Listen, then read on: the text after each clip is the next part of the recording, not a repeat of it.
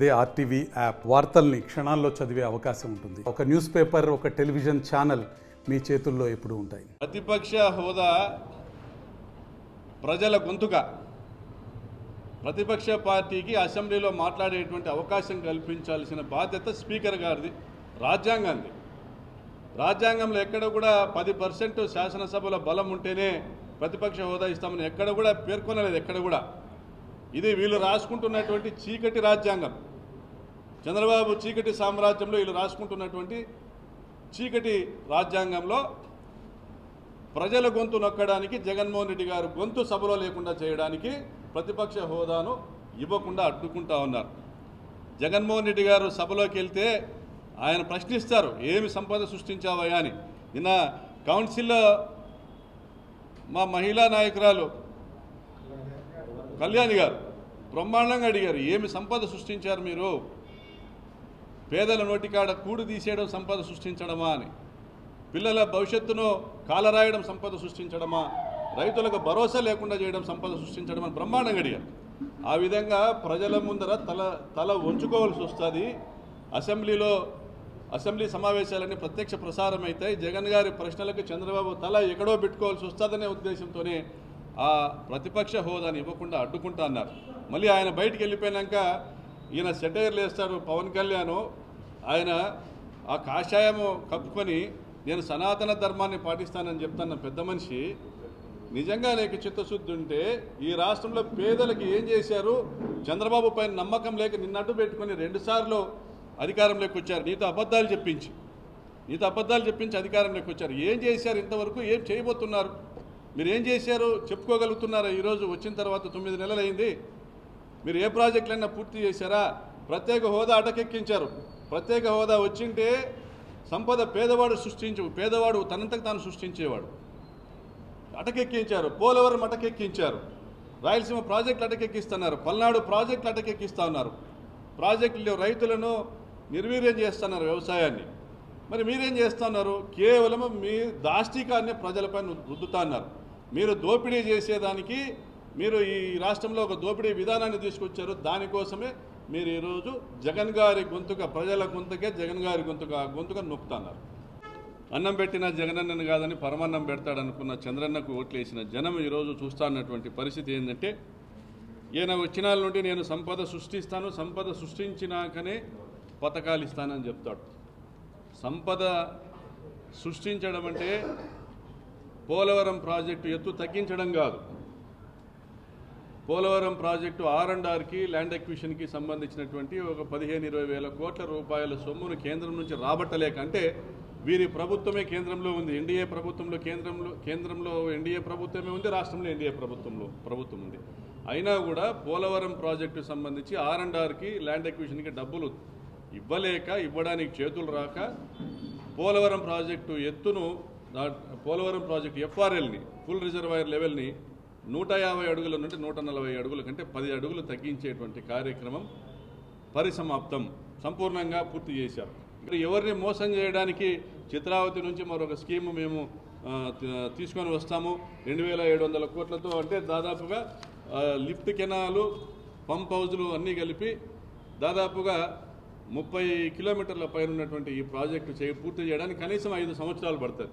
భూసేకరణ జరగాల, రైతులకు భూములకు డబ్బులు ఇవ్వాలా, భూములకు డబ్బులు ఇచ్చిన తర్వాత కాలువ పనులు, అప్రోచ్ ఛానల్ పనులు చేయాలా, పంప్ హౌజుల నిర్మాణం జరగాలన్నా కనీసం 5-6 సంవత్సరాలు ఈ పనులు చేయడానికి టైం పడుతుంది. అయినా కూడా పులివెందుల అవసరాలు తీర్చిన తర్వాత నువ్వు నీళ్ళు ఇవ్వాలంటే అక్కడ పులివెందుల అవసరాలకే చిత్రావతి డ్యాముకు సంబంధించినటువంటి నీరు సరిపోతుంది. పోనీ మెగా కంపెనీ వాళ్ళు చేస్తున్నటువంటి ఏదైతే ప్రెజర్ టన్నలు 16 కిలోమీటర్ల ప్రెజర్ టన్నలు పూర్తి చేసిన తర్వాత ఇస్తారంటే అది పూర్తి చేయడానికి మరో 6-7 సంవత్సరాలు టైం పడుతుంది. మరి 6-7 సంవత్సరాల పాటు అనంతపురం జిల్లాలోని హిందూపురం పార్లమెంటుకు సంబంధించినటువంటి రాప్తాడు, పుట్టపర్తి, ధర్మవరము మరియు కదిరి ప్రాంతాలలో నువ్వు కాలువ లైనింగ్ చేసి తీసుకొని పోయి ఈ కాలువ కింద ఉన్నటువంటి దాదాపుగా 2-2.5 లక్షల ఎకరాల పొలాలు బీలుగా మార్చేటువంటి కార్యక్రమం చేసి 7 సంవత్సరాల పాటు తర్వాత నువ్వు నీళ్ళు ఇస్తావు. మరి నీకు నిజంగా చిత్తశుద్ధి ఉంటే ఈ ప్రాంతంలో ఇప్పటికే ఎంతో కొంత ప్రోగ్రెస్లో ఉన్నటువంటి Jeedipalli upper Penner lift irrigation scheme పూర్తి చేయండి. దీనికి కేటాయింపులు ఉన్నాయి. Jeedipalli upper Penner lift irrigation స్కీమ్ను పూర్తి చేయండి. జీడిపల్లి బీటీపీ లిఫ్ట్ ఇరిగేషన్ స్కీమ్ను పూర్తి చేయండి. నిర్మాణంలో ఉన్న రిజర్వాయర్లను పూర్తి చేయండి. మడకశిర బ్రాంచ్ కాలువ, అగలి అమరాపురం డిస్ట్రిబ్యూటర్లను పూర్తి చేయండి. కదిరి ప్రాంతంలో ఉన్న టన్నల్ నిర్మాణం పూర్తి చేయండి. ఆ బ్యాలెన్స్ వర్క్స్ పూర్తి చేయండి. పుంగనూరు బ్రాంచ్ కాలువ, కుప్పం బ్రాంచ్ కాలువలో ఉన్న బ్యాలెన్స్ వర్క్స్ పూర్తి చేయండి. ఇవేమీ చేయకుండానే నువ్వు హుటాహుటిన సంవత్సరం రోజుల్లో జీడిపల్లి నుంచి పట్నం వరకు కూడా హంద్రీనీవా కాలువను నువ్వు లైనింగ్ చేసి, కాంక్రీట్ లైనింగ్ అర్ధడుగు మందంతో కాంక్రీట్ బెడ్డింగ్ వేసి, సైడ్కు స్లోప్స్ కూడా అర్ధడుగు మందంతో నువ్వు కాంక్రీట్ స్లోప్స్ వేస్తే ఒక్క చుక్క నీరైనా ఇంకుతుందా? మరి పిల్ల కాలువల పైన హక్కుండి కేవలం ఆయకట్టు కాలువైన హంద్రీనీవా పైన హక్కున్నది ఆయకట్టుదారులకు మాత్రమే. మరి అట్లా హక్కు ఉండేటువంటి వాళ్ళకి సంబంధించి ఆ పిల్ల కాలువల నిర్మాణం కూడా నువ్వు అటకెక్కించేసి నువ్వు రూపొందించినటువంటి